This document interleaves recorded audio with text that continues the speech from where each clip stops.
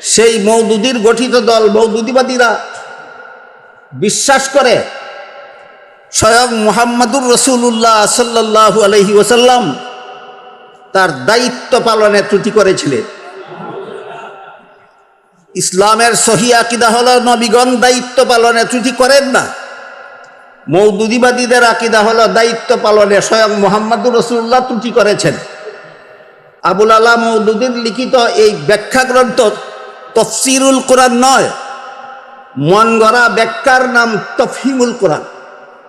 তিনি তার এই ব্যাখ্যা মন গড়া ব্যাখ্যা গ্রন্থের ভূমিকায় লিখেছেন, আমি পূর্ববর্তী এই ব্যাখ্যা গ্রন্থ লিখতে গিয়ে পূর্ববর্তী কোনো মুফাসসিরেরও অনুসরণ করিনি, পরবর্তী কোনো মুফাসসিরেরও অনুসরণ করিনি। আমি নিজে নিজে কোরআন পড়ে মনে মনে যা বুঝেছি তফহিমুল কোরআনে হুবহু তাই লিখে দিয়েছি। পূর্ববর্তী মুফাসসিরের অনুসরণ না করে, পরবর্তী মুফাসসিরের অনুসরণ না করে কোরআন নিজে নিজে পড়া আর মনে মনে বোঝা, এটা কোরআনের জঘন্যতম মন গড়া ব্যাখ্যা। যে কোরআন নিজে নিজে পড়ে আর মনে মনে বুঝে, তার ব্যাখ্যা সহি ব্যাখ্যা না মন গড়া ব্যাখ্যা? সুতরাং মওদুদি সাহেব তার এই অপব্যাখ্যামূলক তফসিরের নামে মন গড়া ব্যাখ্যা তফহিমুল কোরআনের ভূমিকায় নিজেই স্বীকার করেছেন এটা কোরআনের কোনো সহি ব্যাখ্যা নয়, তফহিমুল কোরআন মওদুদির মন গড়া ব্যাখ্যা। আবুল আলা মওদুদি লেখে, মুহাম্মাদুর রাসূলুল্লাহ আপনি নবুয়তের দায়িত্ব পালনে যে সব ত্রুটি বিচ্যুতি করেছেন এর জন্য আল্লাহর কাছে ক্ষমা প্রার্থনা করুন। সর্বশেষ এবং সর্বশ্রেষ্ঠ নবী মুহাম্মাদুর রাসূলুল্লাহ সাল্লাল্লাহু আলাইহি ওয়াসাল্লাম সম্পর্কে সূরা নাসরের একটা মাত্র শব্দের অপব্যাখ্যায় এই মওদুদিবাদীদের প্রতিষ্ঠাতা নেতা সৈয়দ আবুল আলা মওদুদি লেখে, মুহাম্মাদুর রাসূলুল্লাহ দায়িত্ব পালনে ত্রুটি করেছিলেন, এই জন্য আল্লাহ তাকে ক্ষমা প্রার্থনা করতে বলেছেন। যারা মুহাম্মাদুর রাসূলুল্লাহকে মুহাম্মাদুর রাসূলুল্লাহ বিশ্বাস করে কিন্তু দায়িত্ব পালনে ত্রুটি করেছেন বলে জঘন্যতম অপবাদ দেয়, এদের আকীদা খারাপ, এরা হইল মওদুদিবাদী। কি বাদী? মওদুদিবাদী। চামচিকা যেভাবে নিজের চোখের দোষে দেখে না আকাশে সূর্যটা কোথায়, ঠিক তেমনি ভাবে মওদুদিবাদীদের আকীদার দোষে দেখে না এদের আকীদা খারাপ কোথায়।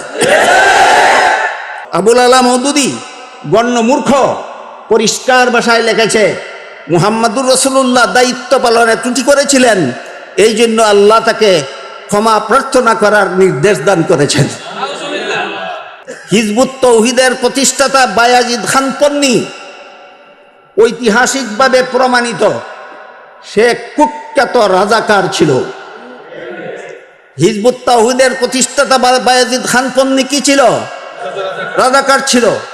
রাজাকার ছিল মানে বাংলাদেশের স্বাধীনতা যুদ্ধের বিরুদ্ধে সশস্ত্র যুদ্ধ করেছিল। তাইলে এই পন্নীর দল বাংলাদেশের স্বাধীনতার পক্ষে না বিরুদ্ধে? ধর্মীয় ব্যাপারে কথা বলার আগে বলতে চাই, এই রাজাকারের দল যারা বাংলাদেশের স্বাধীনতার বিরুদ্ধে লড়াই করেছিল, এদের স্বাধীন বাংলার জমিনে বসবাস করার অধিকার নয়। যারা বলে আল্লাহ বিশ্বাস করে, রাসূল বিশ্বাস করে, কাদিয়ানি কাফের কেন? আরে রাসূল বিশ্বাস করে কাদিয়ানি, খাতামুন নবীন কোরআনের কথা বিশ্বাস করে না, কোরআন মানে না, সে কিসের মুসলমান? এই জন্য এইসব পণ্ডিতদের বুঝাবার দরকার যে শুধু ইমানের 6 কথা বিশ্বাস না করলেই কাফির হয় না। ইমানের 6 কথার যে ব্যাখ্যা অমান্য করলে কোরআন হাদিস অমান্য করা অবধারিত হয়ে পড়ে, ওই সমস্ত ব্যাখ্যা বিশ্বাস না করলেও কাফির হয়। আজকাল অনেকে বলে থাকেন, লোকেরা বলে আমাদের আকীদা খারাপ। আচ্ছা আপনারা দেখুন তো আমার আকীদা কোথায় খারাপ? আমি আমানতু বিল্লাহি ওয়া মালাইকাতিহি ওয়া কুতুবিহি ওয়া রুসুলিহি, আমি সবগুলি বিশ্বাস করি, আকীদা খারাপ হলো কোথায়? আরে গণ্য মূর্খ, আমানতু বিল্লাহি ওয়া মালাইকাতিহি ওয়া রুসুলিহি এগুলি আকীদা নয়, এগুলি ঈমান।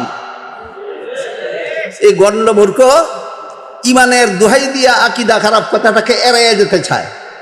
আজকের এই মুবারক আলোচনা সভার আয়োজন ঈমান আকীদা সংরক্ষণ কমিটির পক্ষ থেকে করা হয়েছে। তাই ঈমান আকীদা সম্পর্কে দুটি কথা আমি আপনাদের সামনে তুলে ধরতে চাই। এই দুটি শব্দ ঈমান এবং আকীদা, দুটি শব্দই ইসলামী বিশ্বাসের বেলায় ব্যবহার করা হয়। যে কোনো ইসলামী বিশ্বাসকে ঈমান আকীদা বলা হয়, কিন্তু প্রয়োগ ক্ষেত্রে এই দুটি শব্দের প্রয়োগ ক্ষেত্রে কিছুটা ব্যবধান আছে। কতগুলি বিষয় বিশ্বাস করাকে ঈমান বলা হয়, যেগুলি কুরআন হাদিসের দ্বারা সুস্পষ্টভাবে প্রমাণিত। আর এই ঈমানের বিষয়গুলির ব্যাখ্যাগুলিকে আকীদা বলা হয়। যেমন মুহাদ্দিসিনে কেরামের কাছে সুপরিচিত একটি হাদিসকে হাদিসে জিবরিল বলা হয়। সেই হাদিসে জিবরিল নামক হাদিসে উল্লেখ আছে রাসূল করিম সাল্লাল্লাহু আলাইহি ওয়াসাল্লাম 6টি কথা বিশ্বাস করাকে ঈমান বলেছেন। বস আমাদের সকলের জানা থাকা দরকার, রাসূলের বর্ণিত 6টি কথা বিশ্বাস করার নাম ঈমান। 1 নম্বরে আল্লাহ বিশ্বাস করা, 2 নম্বরে আল্লাহর ফিরিস্তা বিশ্বাস করা, 3 নম্বরে নবী রাসূল বিশ্বাস করা, 4 নম্বরে আসমানি কিতাব বিশ্বাস করা, 5 নম্বরে তকদীর বিশ্বাস করা, 6 নম্বরে পরকালীন চিরস্থায়ী জীবন বিশ্বাস করা। এই 6 কথার বিশ্বাসকে হাদিস শরীফে আল্লাহ রাসূল ঈমান বলেছেন। এই জন্য সমস্ত মুসলমানদের জানা থাকা দরকার যে আমার নবী বলেছেন 6 কথা বিশ্বাস করার নাম ঈমান। 6 কথার কোনো একটি কথা যদি কেউ বিশ্বাস করে না, তাহলে সে ঈমানদার থাকে না, বেঈমান কাফির গণ্য হয়। যেমন 6 কথার এক কথা হলো আমি আল্লাহ বিশ্বাস করি। যে আল্লাহ বিশ্বাস করে না সে বেঈমান কাফের। দ্বিতীয় কথা আমি ফিরিস্তা বিশ্বাস করি। যে ফিরিস্তা বিশ্বাস করে না সে বেঈমান কাফের। তৃতীয় কথা আমি আসমানি কিতাব বিশ্বাস করি। যে আসমানি কিতাব বিশ্বাস করে না সে বেঈমান কাফের। চতুর্থ কথা আমি নবী রাসূল বিশ্বাস করি। কাজেই যে নবী রাসূল বিশ্বাস করে না সে বেঈমান কাফের। কাজেই রাসূলের বর্ণিত 6 কথা বিশ্বাস করার নাম হলো ঈমান। আর এই 6 কথার যত ব্যাখ্যা বিশ্লেষণ কুরআন হাদিসে উল্লেখিত অথবা কুরআন হাদিসের বিবরণের দ্বারা প্রমাণিত, সেই সমস্ত ব্যাখ্যা বিশ্লেষণকে পরিভাষাগতভাবে আকীদা বলা হয়। আকীদার বহুবচন আকাইদ। আকীদা হলো ঈমানের 6 কথার যে কোনো কথার ব্যাখ্যাকে আকীদা বলা হয়। যেমন ঈমানের 6 কথার চতুর্থ কথা হলো আমি নবী রাসূল বিশ্বাস করি। সুতরাং নবী রাসূল বিশ্বাস করা এটা আমার ঈমান। কিন্তু নবী রাসূল সম্পর্কে কিছু ব্যাখ্যা কুরআন হাদিসে উল্লেখিত অথবা কুরআন হাদিসের দ্বারা প্রমাণিত, সেই ব্যাখ্যাগুলি বিশ্বাস করা আমার আকীদা। নবী রাসূল বিশ্বাস করার নাম ঈমান, নবী রাসূল সম্পর্কিত ব্যাখ্যা বিশ্বাস করার নাম আকীদা।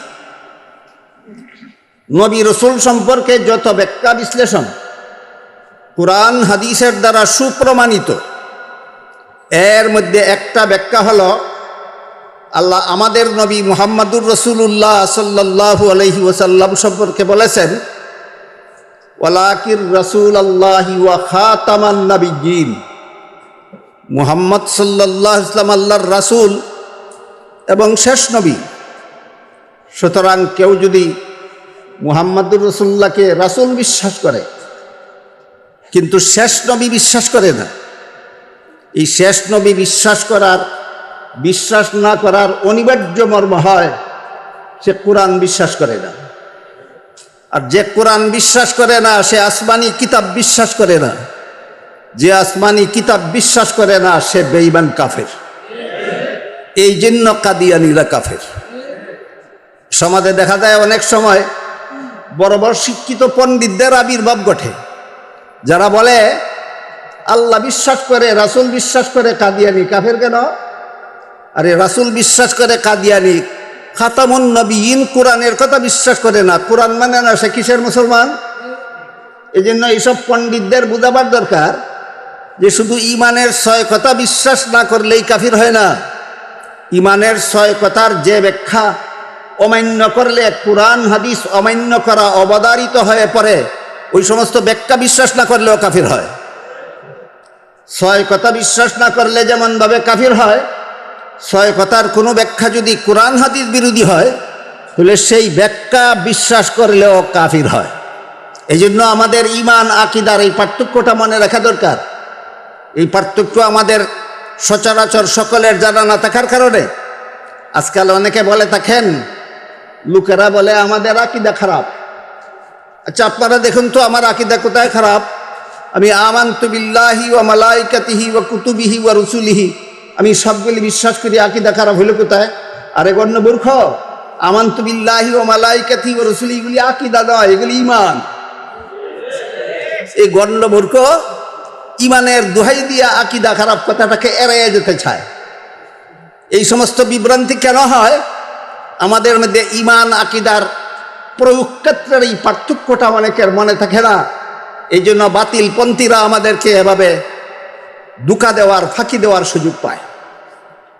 নবী রাসূল সম্পর্কে আল্লাহ কোরআনে আরেকটা ব্যাখ্যা দিয়েছেন, সেটা হলো লা ইয়ানালু আহদি যালিমিন, গুনাহগারদেরকে আমি নবুয়তের পদ দান করি না। নবী বিশ্বাস করা আমার ইমান, আর নবীকে বেগুনাহ বিশ্বাস করা আমার আকীদা।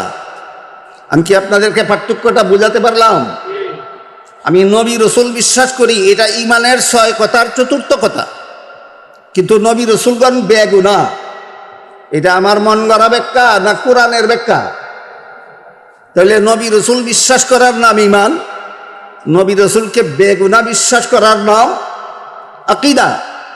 যারা নবী বিশ্বাস করে কিন্তু নবীকে গুনাহগার বিশ্বাস করে, তার ইমান থাকলেও আকীদা খারাপ। বুঝে থাকলে বলুন, ইমান থাকলেও আকীদা খারাপ।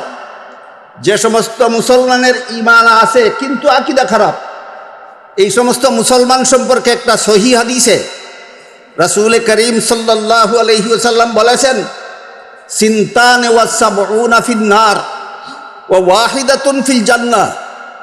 72 দল মুসলমান ইমান থাকা সত্ত্বেও আকীদা খারাপ হওয়ার কারণে জাহান্নামী হবে, তাকে তার নামাজ রোজা ইবাদত বন্দেগী জাহান্নাম থেকে রক্ষা করতে পারবে না। তাহলে জাহান্নাম থেকে বাঁচার জন্য 6 কথার বিশ্বাস যাকে ইমান বলা হয়, এটাই যথেষ্ট না আকীদা শুদ্ধ হওয়া দরকার? আকীদা শুদ্ধ হওয়া দরকার। কাজেই ইমানের 4র্থ কথা হলো আমি নবী রাসূল বিশ্বাস করি, সেটা আমার ইমান। কিন্তু নবী রাসূলগণ বেগুনাহ, এটা আমার ইমান না আকীদা? খারাপ হইলে আমি যদি নবীকে গুনাহগার মনে করি, তাহলে আমার ইমান থাকা সত্ত্বেও আমার আকীদা খারাপ।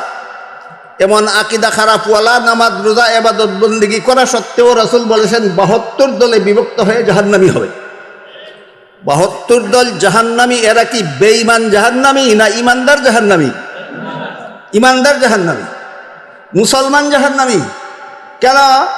আকীদা খারাপ। 72 দল মুসলমান জাহান্নামী কেন? আকীদা খারাপ। খারাপ আকীদার মধ্যে একটা খারাপ আকীদা হলো নবীকে বেগুনাহ মনে করা। আরেকটা খারাপ আকীদা, নবীগণ দায়িত্ব পালনে ত্রুটি করেছেন কিনা। সহিহ আকীদা হলো কোন নবী আল্লাহ প্রদত্ত দায়িত্ব পালনে বিন্দু মাত্র ত্রুটি করেননি। কিন্তু বর্তমান উপমহাদেশের বিভিন্ন দেশের একটা দল, যা ফত্তানে আজম মওদুদির গঠিত দল, সেই মওদুদির গঠিত দল মওদুদিবাদীরা বিশ্বাস করে স্বয়ং মুহাম্মাদুর রাসূলুল্লাহ সাল্লাল্লাহু আলাইহি ওয়াসাল্লাম তার দায়িত্ব পালনে ত্রুটি করেছিলেন। ইসলামের সহিহ আকীদা হলো নবীগণ দায়িত্ব পালনে ত্রুটি করেন না। মওদুদিবাদীদের আকীদা হলো দায়িত্ব পালনে স্বয়ং মুহাম্মাদুর রাসূলুল্লাহ ত্রুটি করেছেন। কোনটা সহিহ আকীদা, কোনটা খারাপ আকীদা? দায়িত্ব পালনে ত্রুটি করেন না, সেটা সহিহ আকীদা। নবী দায়িত্ব পালনে ত্রুটি করেছেন, সেটা ভুল আকীদা। ভুল আকীদা পোষণকারী সারা দুনিয়াতে ইসলামী রাষ্ট্র প্রতিষ্ঠা করার মতো আমল করলেও জাহান্নাম থেকে রক্ষা পাবে না। এই প্রসঙ্গে আমাদের জানা দরকার নবীর দায়িত্ব কি এবং মুহাম্মদুর রাসূলুল্লাহ কোথায় ত্রুটি করেছেন, আর ত্রুটি করেছেন বলে মওদুদিবাদীরা কোথায় উল্লেখ করেছে। এই বিষয়গুলি আমাদের জানা দরকার। প্রথমে আমরা বুঝে নেওয়ার চেষ্টা করি নবীর দায়িত্ব কি। এ মর্মে আল্লাহ কোরআনের এক আয়াতে আমাদের নবীকে সম্বোধন করে বলেন, ইয়া আইয়ুহার রাসূল বাল্লিগ মা উনজিলা ইলাইকা মির রাব্বিক ওয়া ইল্লাম তাফআল ফামা বাল্লাগতা রিসালাতাহ। অর্থ হলো, হে রাসূল করিম সাল্লাল্লাহু আলাইহি ওয়াসাল্লাম, আল্লাহর পক্ষ থেকে আপনার কাছে যা কিছু নাজিল হয় কথার সহজ সরল বাংলা হলো যত বার্তা পাঠানো হয়। আল্লাহর পক্ষ থেকে আপনার কাছে যত বার্তা পাঠানো হয় সবগুলি আমার বান্দাদের কাছে পৌঁছে দিন। একটি কথাও পৌঁছাবার বাকি থাকলে আপনার দায়িত্ব পালনে ত্রুটি হবে। এখান থেকে আমরা পরিষ্কারভাবে বুঝতে পারলাম নবীর দায়িত্ব কি এবং দায়িত্ব পালনে ত্রুটি কিভাবে হয়। আল্লাহর প্রেরিত সকল বার্তা আল্লাহর বান্দাদের কাছে পৌঁছে দেওয়া নবীর দায়িত্ব। একটি কথাও পৌঁছাবার বাকি থাকলে নবীর দায়িত্ব পালনে ত্রুটি হয়।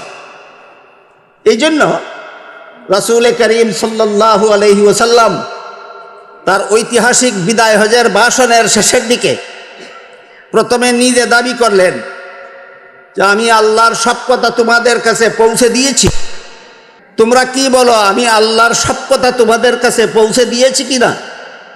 সাহাবায়ে কেরাম সাক্ষী দিলেন, হ্যাঁ, আপনার কাছে আল্লাহ যা কিছু পাঠিয়েছেন সবগুলি আমাদের কাছে পৌঁছে দিয়েছেন। তখন রাসূল আল্লাহকে সাক্ষী করে বললেন, আল্লাহ তুমি সাক্ষী দেখো, আমি তোমার দায়িত্ব পালনে বিন্দু মাত্র ত্রুটি করিনি। তখন আল্লাহ আয়াত নাজিল করে বলেন, আল ইয়াউমা আকমালতু লাকুম দীনাকুম, যেহেতু আমার সকল বার্তা আমার নবী তোমাদের কাছে পৌঁছে দিয়েছেন, এর মাধ্যমে আমি আল্লাহ তোমাদের জন্য ইসলামের যাবতীয় বিধিবিধান পরিপূর্ণ করে দিয়েছি। এখানে প্রথম কথা হলো নবীর দায়িত্ব আল্লাহর সব কথা বান্দাদের কাছে পৌঁছে দাও। বিদায় হজের ভাষণে নবী তা দাবি করেছেন, আমি পৌঁছে দিয়েছি। সাহাবায়ে কেরাম সাক্ষী দিয়েছেন, স্বয়ং আল্লাহ সাক্ষী দিয়ে বলেন, এ কারণেই ইসলামের বিধিবিধান পরিপূর্ণ। বুঝা থাকলে বলুন, নবীর দায়িত্ব পালনে ত্রুটি করার কারণে ইসলামের বিধিবিধান পরিপূর্ণ হলো না ত্রুটি মুক্ত হওয়ার কারণে? এই কথাটা বোঝার পরে এবার আমরা বোঝার চেষ্টা করি এই মওদুদিবাদী দলের প্রতিষ্ঠাতা নেতার নাম সৈয়দ আবুল আলা মওদুদি। সৈয়দ আবুল আলা মওদুদির লিখিত কোরআনের মন গড়া ব্যাখ্যা গ্রন্থের নাম তফহিমুল কোরআন। আবুল আলা মওদুদির লিখিত এই ব্যাখ্যা গ্রন্থ তফসিরুল কোরআন নয়, মন গড়া ব্যাখ্যার নাম তফহিমুল কোরআন। তিনি তার এই ব্যাখ্যা মন গড়া ব্যাখ্যা গ্রন্থের ভূমিকায় লিখেছেন, আমি পূর্ববর্তী এই ব্যাখ্যা গ্রন্থ লিখতে গিয়ে পূর্ববর্তী কোনো মুফাসসিরেরও অনুসরণ করিনি, পরবর্তী কোনো মুফাসসিরেও অনুসরণ করিনি। আমি নিজে নিজে কোরআন পড়ে মনে মনে যা বুঝেছি তফহিমুল কোরআনে হুবহু তাই লিখে দিয়েছি। পূর্ববর্তী মুফাসসিরের অনুসরণ না করে, পরবর্তী মুফাসসিরের অনুসরণ না করে কোরআন নিজে নিজে পড়া আর মনে মনে বোঝা, এটা কোরআনের জঘন্যতম মন গড়া ব্যাখ্যা। কোরআনের জঘন্যতম মন গড়া ব্যাখ্যা। এই জন্য কোরআন ব্যাখ্যার মূলনীতি প্রসঙ্গে আমি সামান্য একটু আলোকপাত করতে চাই আপনাদের। কোরআনের সহি ব্যাখ্যা পাওয়ার সর্বমোট 6টি ঠিকানা আছে। কোরআনের সহি ব্যাখ্যা পাওয়ার সর্বমোট ঠিকানা 6টা। প্রথম ঠিকানা, কোরআনের এক আয়াতের ব্যাখ্যা যদি অন্য আয়াতেই পাওয়া যায় তখন কোরআনের ব্যাখ্যা স্বয়ং কোরআনেই হয়। দ্বিতীয় ব্যাখ্যা কোরআনের সহি ব্যাখ্যা নবীর হাদিসে পাওয়া যায়, তখন নবীর হাদিস কোরআনের ব্যাখ্যা হয়। তৃতীয় পর্যায়ে কোরআনের কোনো ব্যাখ্যা যদি সাহাবায়ে কেরামের বিবরণে পাওয়া যায়, তখন সাহাবায়ে কেরামের বিবরণ কোরআনের ব্যাখ্যা হয়। চতুর্থ পর্যায়ে কোরআনের কোনো ব্যাখ্যা যদি তাবেঈনের বিশ্লেষণে পাওয়া যায়, তাহলে তাবেঈনের বিশ্লেষণ কোরআনের ব্যাখ্যা হয়। পঞ্চম পর্যায়ে কোরআনের কোনো ব্যাখ্যা যদি মযহাবের ইমামগণের মাধ্যমে পাওয়া যায়, ইমামগণের সেই বিবরণটাই কোরআনের ব্যাখ্যা হয়। ষষ্ঠ পর্যায়ে কোরআনের কোনো ব্যাখ্যা যদি আরবি গ্রামার এবং আরবি ডিকশনারির অনুকূলে হয়, সেটাকেও ষষ্ঠ পর্যায়ে কোরআনের ব্যাখ্যা বলে গণ্য হয়। পক্ষান্তরে কোরআনের যে ব্যাখ্যা কোরআনের কোনো আয়াতে পাওয়া যায় না, কোরআনের যে ব্যাখ্যা রাসূলের কোনো হাদিসে পাওয়া যায় না, কোরআনের যে ব্যাখ্যা সাহাবায়ে কেরামের বিবরণে পাওয়া যায় না, কোরআনের যে ব্যাখ্যা তাবেঈদের বিশ্লেষণে পাওয়া যায় না, কোরআনের যে ব্যাখ্যা মুস্তাহিদ ইমামগণের মযহাবের ইমামগণের বিবরণে পাওয়া যায় না, কোরআনের যে ব্যাখ্যা আরবি গ্রামার এবং আরবি অভিধানের অনুকূলে নয়, সেই ব্যাখ্যা মন গড়া ব্যাখ্যা। কোরআন ব্যাখ্যার এই মূলনীতির আলোচনাটা বোঝার পরে আপনারা বলুন, সাহাবা, তাবেঈন, তাবেঈন, আইম্মায়ে মুস্তাহিদিন এদের ব্যাখ্যার অনুসরণ না করে যে কোরআন নিজে নিজে পড়ে আর মনে মনে বুঝে, তার ব্যাখ্যা সহি ব্যাখ্যা না মন গড়া ব্যাখ্যা?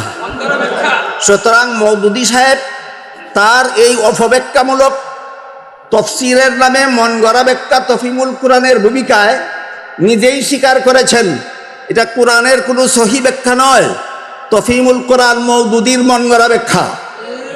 তফিমুল কোরআন মওদুদীর কেমন ব্যাখ্যা গ্রন্থ?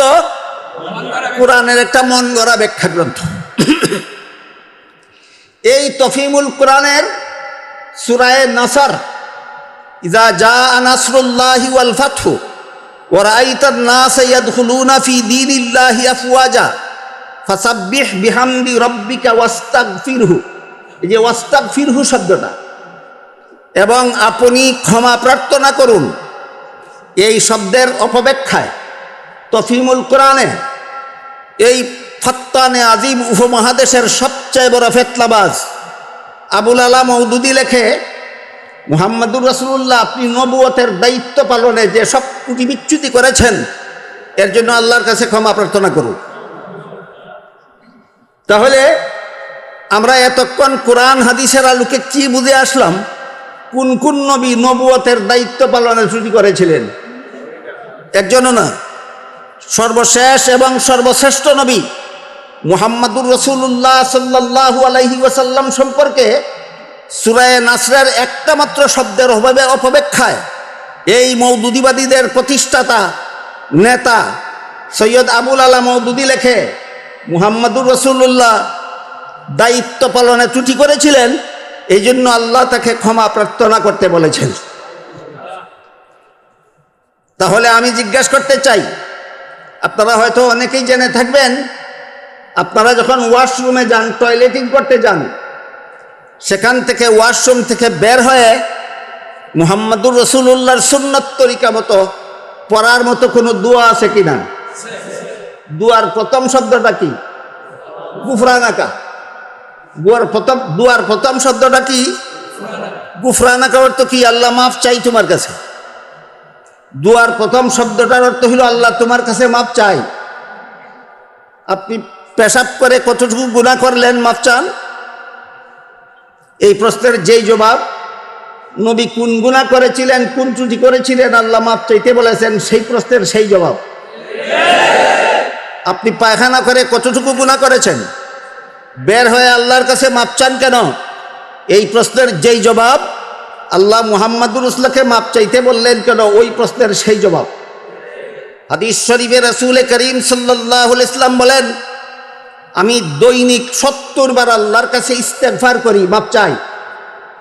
রাসূল বলেন, প্রতিদিন আল্লাহর কাছে কতবার মাফ চান? 70 বার। তাহলে যারা তোমরা মাপ চাওয়াকে গুনার উপর প্রয়োগ করো, তোমরা বলো তোমাদের নবী কি দৈনিক 70 বার গুনাহ করতেন? তাহলে দৈনিক 70 বার গুনাহ না করা সত্ত্বেও 70 বার আল্লাহর কাছে মাপ চান কেন? এই প্রশ্নের যেই জবাব আল্লাহ সূরা নাসরে মুহাম্মদ রাসূলকে মাপ চাইতে বললেন কেন, ওই প্রশ্নের সেই জবাব। আমি এর বেশি আলোচনাটা এখানে লম্বা করতে যাচ্ছি না, আমি শুধু আপনাদের বুঝাতে চাচ্ছি যে মুহাম্মাদুর রাসূলুল্লাহকে মুহাম্মাদুর রাসূলুল্লাহ বিশ্বাস করা এটা আমার ঈমান। দায়িত্ব পালনে ত্রুটি করেছেন কিনা সেটা আমার আকীদা। যারা বিশ্বাস করে নবী দায়িত্ব পালনে ত্রুটি করেননি তাদের ঈমানও শুদ্ধ, আকীদাও শুদ্ধ। যারা মুহাম্মাদুর রাসূলুল্লাহকে মুহাম্মাদুর রাসূলুল্লাহ বিশ্বাস করে কিন্তু দায়িত্ব পালনে ত্রুটি করেছেন বলে জঘন্যতম অপবাদ দেয়, এদের আকীদা খারাপ, এরা হইল মওদুদিবাদী। কি বাদী? মওদুদিবাদী। এরা নাকি দেখে না এদের আকীদা খারাপ কোথায়। আমি আপনাদের জিজ্ঞাসা করি, চামচিকা কি দেখে আকাশে সূর্য কোথায়? কেন, সূর্যের দোষে না চোখের দোষে? চামচিকা যেভাবে নিজের চোখের দোষে দেখে না আকাশে সূর্যটা কোথায়, ঠিক তেমনি ভাবে মওদুদিবাদীদের আকীদার দোষে দেখে না এদের আকীদা খারাপ কোথায়। এই ভ্রান্ত আকীদা আহলে সুন্নাত ওয়াল জামাত পরিপন্থী।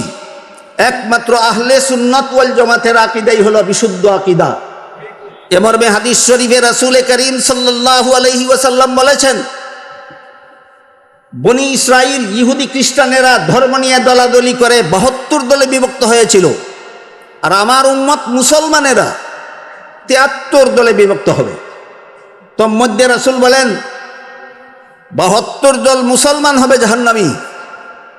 72 দল মুসলমান কারা? যারা ঈমানের 6 কথা বিশ্বাস করে তারা।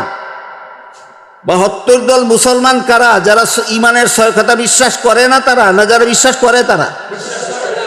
তারা 72 তারা হবে জাহান্নামী। কেন? কারণ তাদের ঈমান আছে, আকীদা খারাপ।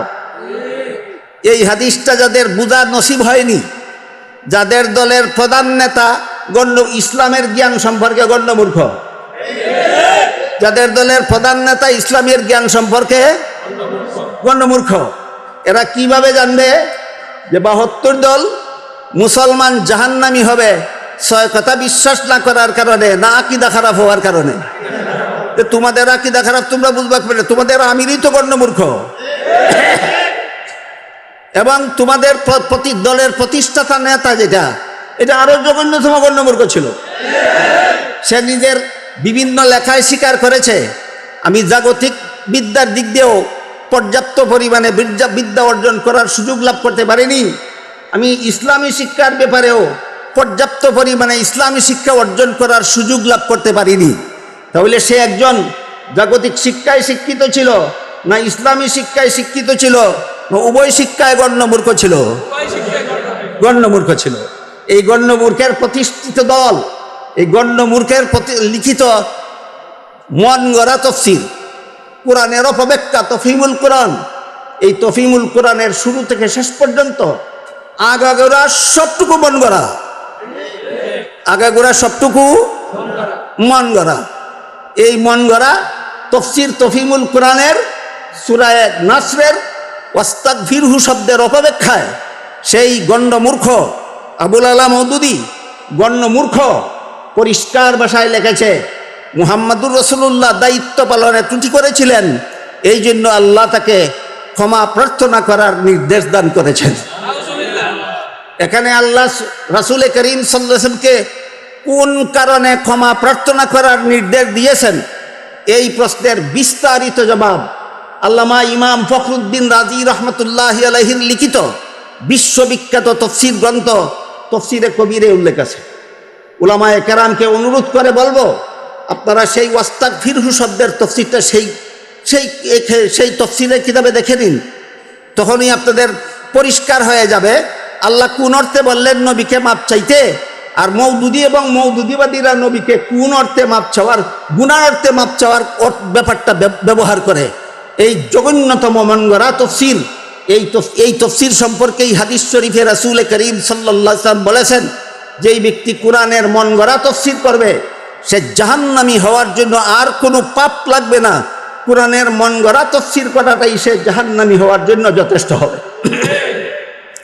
সেই তফসিরে কবিরে ইমাম রাজি রহমতুল্লাহ আলাইহি যত কারণে নবীকে মাপ চাওয়ার নির্দেশ দিয়েছেন, এর মধ্যে একটা কারণ তিনি উল্লেখ করেছেন। এখানে মাপ চাওয়ার কথা উল্লেখ করেছেন নবী নিজের জন্য নয়, নিজের উম্মতের জন্য। নবীকে মাপ চাওয়ার নির্দেশ দিয়েছেন আল্লাহ নিজের জন্য না উম্মতের জন্য? কোন কোন উম্মতের জন্য তার বিস্তারিত বিবরণ সেখানে উল্লেখ আছে, উলামায়ে কেরাম দেখে নেবে। এই মাপ চাওয়ার আর একটা ব্যাখ্যা হলো, আল্লাহ আমাদের নবীকে সদা সর্বদা ক্রমবর্ধমান মর্যাদা দান করে চলেছেন। ক্রমবর্ধমান মর্যাদা মানে গতকাল যে মর্যাদা ছিল আজকে আমাদের নবীকে তার চেয়ে বড়টা দান করছেন, আগামীকাল তার চেয়ে বড়টা দান করবেন, তারপরের দিন তার চেয়ে বড়টা দান করবেন। এইভাবে প্রতিদিন আল্লাহ আমাদের নবীকে ক্রমবর্ধমান মর্যাদা দান করে চলেছেন। তাই কিছুদিন পরে যখন নবী দেখেন কিছুদিন আগে আমার এই মর্যাদায় আমি উপনীত হতে পারিনি, তখন এর জন্য নবী আল্লাহর কাছে ক্ষমা প্রার্থনা করে। বলেন এটা গুনাহ নাকি অন্য কিছু? অন্য কিছু। অন্য কিছু কি কি তার বিস্তারিত বিবরণ তাফসীরে কবিরে উল্লেখ আছে, উলামায়ে কেরাম দেখে নিতে পারেন। আমি শুধু আপনাদেরকে যেই কথাটা বোঝাবার চেষ্টা করেছি, আমরা মুহাম্মাদুর রাসূলুল্লাহ বিশ্বাস করি, এটা আমাদের ঈমান। নবী দায়িত্ব পালনে ত্রুটি করেছেন, এটা হইল ভ্রান্ত মতবাদ, খারাপ আকীদা। খারাপ আকীদা পোষণ করলে ঈমান থাকলেও আল্লাহর রাসূল বলেছেন জাহান্নামী হবে, তার নামাজ রোজা ইবাদত বন্দেগী আল্লাহর কাছে গ্রহণযোগ্য হবে না। এই হলো ঈমান আকীদা সম্পর্কে সামান্য কিছু কথা আপনাদের সামনে তুলে ধরেছি। আর একটা ব্যাপার হলো, এই যে হিজবুত তাওহীদ নামে আমার ছোট ভাই মৌলানা লুৎফুর রহমান যথেষ্ট বলেছেন আপনাদের কাছে। আমি এর সাথে আর একটা কথা যোগ করতে চাই। এই হিজবুত তাওহীদের প্রতিষ্ঠাতা বায়াজিদ খান পন্নী, হিজবুত তাওহীদের প্রতিষ্ঠাতা বায়াজিদ খান পন্নী ঐতিহাসিকভাবে প্রমাণিত সে কুখ্যাত রাজাকার ছিল। হিজবুত তাওহীদের প্রতিষ্ঠাতা বায়াজিদ খান পন্নী কি ছিল? রাজাকার ছিল। রাজাকার ছিল মানে বাংলাদেশের স্বাধীনতা যুদ্ধের বিরুদ্ধে সশস্ত্র যুদ্ধ করেছিল। তাইলে এই পন্নীর দল বাংলাদেশের স্বাধীনতার পক্ষে না বিরুদ্ধে? ধর্মীয় ব্যাপারে কথা বলার আগে বলতে চাই, এই রাজাকারের দল যারা বাংলাদেশের স্বাধীনতার বিরুদ্ধে লড়াই করেছিল, এদের স্বাধীন বাংলার জমিনে বসবাস করার অধিকার নয়। আল্লাহ পাক রব্বুল আলামিন আমাদেরকে সহি ঈমানের সাথে সাথে সহি আকীদা সংরক্ষণ করার তৌফিক দান করুন, আমিন। সুবহানা রাব্বিকা রাব্বিল ইজ্জাতি আম্মা ইয়াসিফুনা ওয়া সালামুন আলাল মুরসালিন ওয়ালহামদুলিল্লাহি রাব্বিল আলামিন।